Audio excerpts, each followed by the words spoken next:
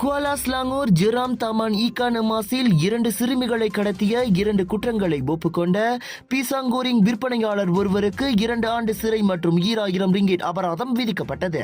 தனக்கு எதிரான குற்றச்சாட்டுக்களை 32 வயதுடைய மொஹமட் ஷாரிசா ஒத்மான் ஒப்புக்கொண்டதை தொடர்ந்து மஜிஸ்ட்ரேட் சித்தி ஆஜார் அலி இந்த தண்டனையை விதித்தார்.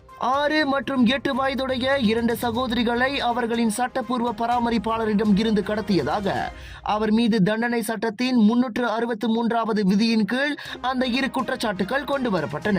ஜூலை 19ஆம் தேதி மாலை மணி 6:30 அளவில் அவர் இக்குற்றங்களில் ஈடுபட்டதாகவும் ஒவ்வொரு குற்றத்திற்கும் தலா 12 மாதங்கள் சிறை மற்றும் 1000 ரிங்கிட் அபராதமும் விதிக்கப்பட்டது.